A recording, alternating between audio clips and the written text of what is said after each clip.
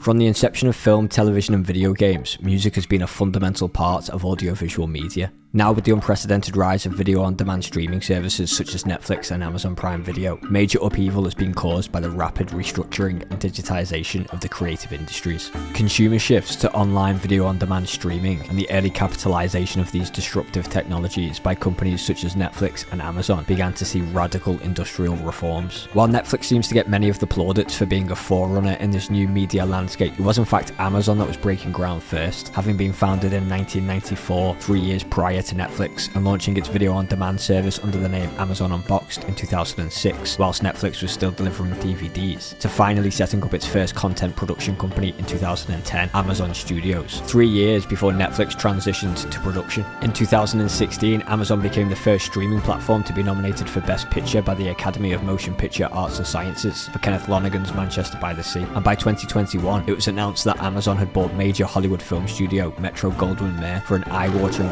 $8.45 billion. Amazon not only has the platform capital and big data of its users to continue to shape and grow their platform services, tailoring original content to its audiences, but now, with the acquisition of a major Hollywood studio, the streaming platform has inherited a wealth of film production infrastructures, such as sound stages, scoring stages, studio lots, as well as the vast array of MGM's catalogue of existing and prospective film and television properties, including numerous Middle-earth related rights, such as The Hobbit. In the lead up to this acquisition, it was announced in 2017 that Amazon was to develop a multi-episodic adaptation of The Lord of the Rings for its streaming platform. By 2022, The Lord of the Rings, The Rings of Power was released across Amazon Prime Video, and with the first of 5 series coming in at a cost of $715 million, including an initial $250 million agreement with Warner Brothers and the Tolkien estate for the rights not included in their MGM merger. The series marks the most expensive television production in history. Averaging over $58 million per hour-long episode, it almost doubles the cost of the second highest budgeted series, with Netflix's Stranger Things at $30 million per episode. In fact, 2 episodes of The Rings of Power equates more evenly to the budget of most major studio blockbuster feature films, reflecting the ambitious and cinematic approach to this seminal series, evidenced by its stunning cinematography, production and set design, and sweeping orchestral score. Bear McCreary's original music for this epic fantasy series is both integral to the show's narrative and symbolic of Amazon's rise to power in this new media landscape. This video essay analyzes these commercial contexts and the compositional strategies of scoring Amazon's seminal series in an age of blockbuster streaming, critiquing the role of the composer and demystifying the processes and personnel behind contemporary scoring practice. Set in the second age of Middle-earth, thousands of years before the literary events of J.R.R. Tolkien's The Hobbit and The Lord of the Rings, which were both developed into cinematic trilogies by Peter Jackson and New Line Cinema, The Rings of Power follows an ensemble cast of characters, both familiar and new, as they confront the long-feared re-emergence of evil to Middle-earth. The music of the series, composed predominantly by Bear McCreary, is in keeping with the stylistic context of the original film trilogy scored by Howard Shore. Shore's music for the original films, which are often heralded as his magnum opus and some of the most sophisticated use of thematic composition within film music, reflects a Wagnerian and operatic approach to film scoring, full of leitmotifs, themes and variations weaved together in a dense tapestry of thematic music. Performed by a large symphonic orchestra in combination with more intimate folk instrumentation, this music reflects the central characters, cultures and locations of Middle-earth's Third Age. Shore returned to write the main title music for The Rings of Power, which echoes his earlier work for this mythical world through its noble French horn fanfares, melodic plangent strings, angelic choir and haunting solo vocals, before developing into a darker, more dissonant variation through low brooding brass and the foreboding rumblings of drums in the deep, symbolic of the pending evil that will disrupt this time of relative peace and the heroes that rise to stand in its way. Except for a few diegetic pieces, the rest of the music featured in the series, including the wall-to-wall score for the entire 9-hour adaptation, was composed and produced by McCreary. Having previously written the music for multiple television series, feature films and video games, McCreary was no novice to scoring, and his previous work on action-adventure and so-called genre films such as fantasy and science fiction-based stories provided a strong foundation to approach the score for The Rings of Power. McCreary was sensitive to the musical continuity of The Lord of the Rings and adopted Shore's motivic approach to scoring this rich narrative by utilising over 16 themes to depict many of the central characters, cultures and locations of Tolkien's Second Age. Character-specific themes include those for Galadriel, a high elf from Valinor and our protagonist for Season 1. Elrond, half-elven, another elven character central to our journey and an arbiter of good throughout the series. Joran IV, a dwarven prince and heir to the throne of Khazad-dûm. Nori Brandyfoot, a nomadic and curious half-foot, predecessors to the hobbits of the Shire. Halbrand, the speculated lost king to the men of the Southlands. Sauron, the Dark Lord and main antagonist. Adar, an Auric and captain to the Orcs. And the Stranger, an amnesic giant-like being with magical powers, whose allegiance and true identity is teased throughout the series. As well as joint themes for Bronwyn and Arondir, a love theme between a human and an elf that unfolds throughout the stories. Elendil and Isildur, the father-son high men of Númenor, faithful to the elves and future kings of Gondor. And the Mystics, powerful beings loyal to Sauron. In addition to character-specific themes, McCreary also wrote themes for Valinor, the blessed realm of the elves to the west of Middle-earth across the Great Sea. Khazad-dûm, the dwarven kingdom under the Misty Mountains, home to King Joran III and his son Prince Joran IV. Númenor, the island kingdom home to the High Men, facing civil unrest between those faithful to the elves and those who are not. And the Harfoots, meaning one with hairy feet, the nomadic predecessors to the hobbits of Middle-earth's Third Age, as well as adapting Halbrand's theme to represent the Southlands, home to the Lowmen, and Adar's theme to represent the Orcs. Finally, McCreary wrote an underpinning theme for the Rings of Power that is also used to associate with the magic of Mithril, Sauron's influence on the forging of these rings, as well as representing Mordor, the former Southlands destroyed by Mount Doom, now home to Sauron and the evil of Middle-earth. McCreary knew that each theme would have to be distinct and recognisable enough that audiences could attribute certain melodies, musical patterns and instruments to certain characters, places or cultures. To achieve this, he developed themes away from picture over an intensive 6-week period, each theme consisting of a signature ostinato, a repeated musical phrase often rhythmic, a primary A melody containing the main motif,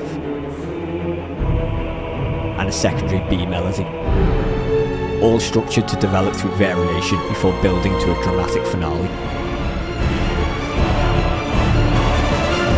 Ascribing unique intervals between the first two notes of a theme's primary melody allowed each motif to be recognisable from the first two notes alone. This is evident in the upward minor 7th interval that starts Galadriel's theme, before continuing to descend and rise, creating the unsettled feeling that she is emotionally and ethically lost in her hunt for Sauron. Or the upward major 7th interval that begins the Stranger's theme, before moving between heroic major and bitter minor tonalities, reflecting the mystery of this character and whether he will ultimately become a hero or a villain. Assigning specific instrumentation to certain themes, such as the choral music used to evoke the heavenly elves and their homeland of Valinor, or the use of West African pitched percussion, as well as Nordic and Celtic folk instrumentation to reflect the nomadic life of the Harfoots, also allowed the music to be quickly associated with certain characters through their sonic colours and instrumental characteristics. Finally, each theme was also attributed with narrative intent, such as the reaching minor 6th string melody of Bronwyn and Arondir's theme, reflecting their forbidden romantic yearning for each other. By implementing these 3 compositional strategies, each theme would be unique and recognisable enough to quickly communicate narrative, emotional and contextual information. Through direct and indirect variations, McCreary could score the entire series using a paint-by-numbers approach to reflect the narrative on screen and give the musical underscore a deeper subtext, enabling audiences to decipher the story through the music alone. For example, the series starts on a still black image as we hear the ethereal choral music of Valinor,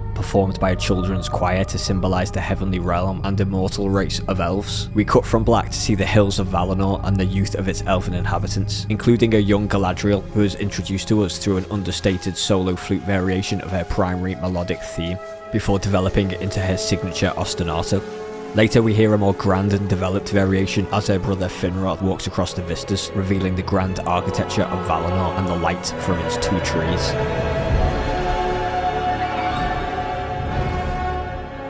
The musical cue transitions to introduce the unstable 7/4 to 4/4 ostinato of Sauron's theme, underscoring the cancerous spread of evil by the great foe Morgoth, Sauron's antagonist predecessor, calling the elves to arms and beginning the war in Middle-earth. Thematic material from the elves, Sauron's and Galadriel's themes interweave to reinforce the drama that develops on screen, revealing the horrors of the War of Wrath. A now grown and sorrowful Galadriel, the new antagonist for the next 2 ages, Sauron,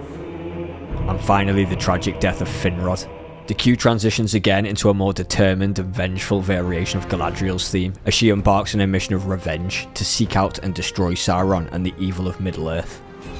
The cue culminates in a quicker variation as Galadriel and her company of elven warriors are eventually attacked by a snow troll, who is ultimately defeated by Galadriel in epic single combat. The opening sequence ends with Sauron's ostinato brewing, as the company mutiny against Galadriel, fearing her pursuit of vengeance has compromised her judgment and their mission. We hear Sauron's melodic theme sung in Black Speech, the language of Mordor, by a choir of low male voices, underscoring the mark of Sauron before crescendoing to the opening title card. This interplay of thematic writing conforms to the mastery of Howard Shore's original scores, particularly his opening prologue in The Fellowship of the Ring, as well as reflecting the operatic techniques of Wagner that continue to influence film music composition in the contemporary environment. Before recording these cues, and in order to have them approved by various showrunners and producers, McCreary created detailed demonstrations of his music through intricately sequenced MIDI programming of commercial and custom virtual and sampled instruments, arranged and orchestrated in combination with live self-recorded parts, mixed together within a digital audio workstation. In contemporary film scoring, this process of creating demos, also known as mock-ups, is standard practice, and being able to communicate musical ideas before any ensemble recording sessions take place is essential to avoid expensive and unnecessary rewrites on the scoring stage. Once approved, the music for each episode began its production phase, including orchestration, score preparation, contracting musicians, preparing for recording sessions, recording, editing and mixing the music, and then mixing the mixed music with other elements of the soundtrack such as dialogue and sound effects, known as the re-recording or dubbing mix. Shapiro presents a useful conceptual model of the processes involved in film score production, outlining the initial meetings with filmmakers, spotting sessions where discussions on where and when music should be and what it should do in terms of narrative, emotive and structural functionality takes place, composing and demoing the music for approval, orchestrating and arranging the music, before recording and mixing, which can include sweetening, a blend of acoustic and MIDI sampled orchestral music, thickening the live sound, as well as mixing these sounds with electronic elements within hybrid scoring, and finally dubbing. For the Rings of Power, each episode required 4 days of orchestral recording at either Air Studios Lyndhurst Hall or Abbey Road Studios in London, 3 to 4 days of recording choir at Synchron Stage Vienna, and multiple solo instrumental recordings at remote studios across Los Angeles, New York, Norway and Sweden. McCreary states that many of these sessions happened concurrently to combat time restraints, and while McCreary would be at least partially involved in all of these steps, he had opted to compose every note of the score himself, rather than delegating certain cues to additional music writers, as is customary in contemporary scoring practice, therefore relied on a team to assist with many aspects of the production process while he was scoring latter episodes. McCreary reveals, "In order to focus on writing while production occurred, I put complete faith in my team at my studio Sparks and Shadows. I've spent a decade building up and mentoring this remarkable group, who all demonstrate a passion for music and an enthusiastic collaborative attitude. On a typical project, particularly for a television show, among the way in which my team at Sparks and Shadows has helped is by composing additional music cues. This is how the vast majority of big budget and high pressure projects are scored in our modern era. Contrary to how most television is scored today, I personally composed every second of every cue for The Lord of the Rings of Power. I wanted to ensure that the audience's narrative experience here was shaped by a consistent musical voice. I felt that this score was too complex and nuanced to ask even my most experienced writers at Sparks and Shadows to contribute music. And truth be told, writing music for The Lord of the Rings was a lifelong dream, and I wanted every second of musical drama for myself. There were times when I had streaming links open to 3 simultaneous recording sessions, while I was also composing new music that would itself be recorded in a matter of weeks. This intense process required a seamless workflow combining the efforts and expertise of literally hundreds of people: musicians, singers, conductors, orchestrators, copyists, music librarians, proofreaders, tech crews, engineers, mixers, Tolkien language experts, music producers and music editors. A massive team came together to bring this to fruition.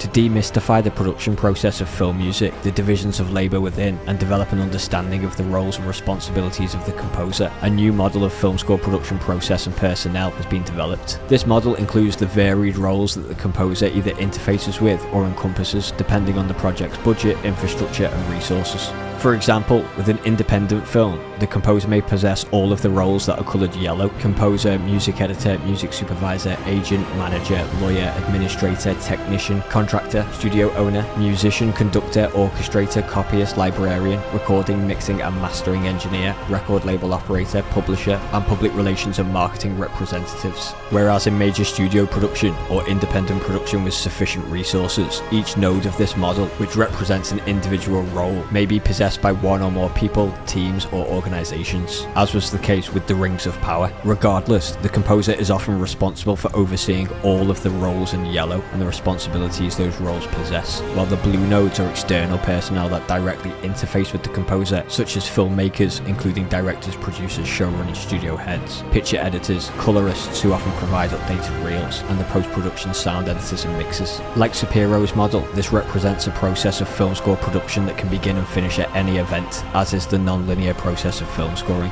That being said, it follows a broadly top-down and left-to-right production process that can be used to understand typical, or at least idealistic, production processes. This model, while useful as a conceptual theoretical image, often differs in reality and acts more like a complex web or matrix of interconnecting networks of people, roles, functions and responsibilities, which this model attempts to communicate through the multi-directional pathways and links between individual roles and personnel. While McCreary's experience on the Rings of Power may differ slightly from this model, notably not using additional writers, numerous personnel and processes are evident in the case study of Amazon's Lord of the Rings series. Moreover, around the same time as the Rings of Power, McCreary was also credited as the composer for 5 additional high-profile television series, 3 feature films, and 4 AAA video games. This prolific output has been afforded in part by the establishment of his music production company, Sparks and Shadows, which, as highlighted, deploys multiple additional composers, assistants and interns as his film scoring operations grow. There is no doubt that some, if not most, of these projects will have overlapped, and given McCreary's workload on the Rings of Power, it can be assumed that many of his responsibilities, including composition for these additional projects, fell to his understudies and team of supporting personnel. While these practices are routine and widely accepted, varying from ghostwriting to credited composition,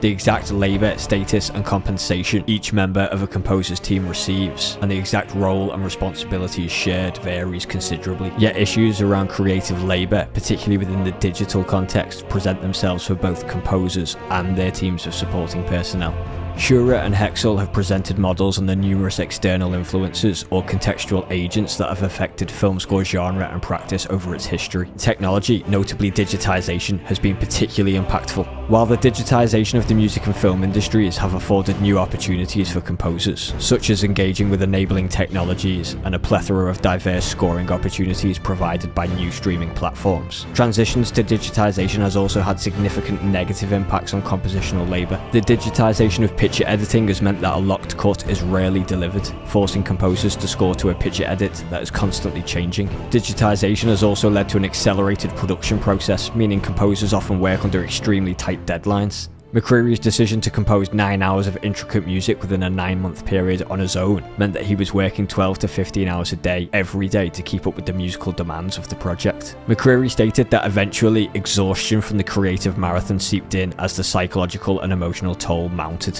I found myself in an increasingly isolated mental place. I soon realised there was a physical cost inflicted upon my body as well, necessitating weekly visits from both a chiropractor and a masseuse, desperately trying to undo the damage to the muscles in my neck, shoulders and back. The demand from composers in this environment are often the motivation for enlisting help to share the compositional load. McCreary clarifies that with other projects, I have always strived to ensure that composers writing additional music for me are compensated with both on-screen credits and an appropriate share of the performance royalties. For established composers like McCreary and their credited additional writers, transitions to streaming and video-on-demand formats have also meant that the dependable passive income of back-end royalties, which makes up to 90% of a composer's income, have all but disappeared as current digital streaming rates pale in comparison to traditional broadcast methods such as theatrical distribution and televised broadcast. The models presented in this video essay highlight the processes and personnel of film scoring production, but exist on the assumption that sufficient finances are in place to sustain these operations, historically funded through the separate production budgets of film scores, appropriate creative fees paid to composers, or previously dependable passive income streams. In reality, the current structure of package deal budgets and dwindling royalty rates as a result of digitization do not afford the sustainability of these practices, and more importantly, the livelihoods of a significant workforce of numerous creatives. While flagship Flagship projects like Amazon's Rings of Power may support these models through their massive production budgets and upfront remuneration for those involved. For typical productions within these new environments, the disruption of recent technological advances threatens current scoring practices and radically alters the course for future prospective composers. The current financial uncertainty of streaming for film composers and the music industry more generally problematizes the sustainability of larger scoring institutions like that of Sparks and Shadows, or at least problematizes the likelihood of similar studios being established in the current terrain moving forward, suggesting future composers in these conditions are more likely to adopt independent practices. As self-commodification and self-exploitation within the creative labour of the cultural industries intensifies, a new term or a new understanding of the term for the film composer should be re-evaluated, as composers regularly traverse film, television, streaming, video game, concert, recorded communication and other creative industries. Their role reaches much further than composition, to production, managerial, supervisory and department head qualities, overseeing at times a significant workforce of supporting personnel. Despite the ambiguity of terminology, the role of the film composer in the contemporary industry extends to more than working in film, and extends much further than composition. McCreary's score for the Rings of Power is symbolic of the massive production value of streaming platforms like Amazon and their disruption within the creative industries. Yet it is also illustrative of the negative connotations of these recent industrial changes, questioning blockbuster streaming and the role of the composer.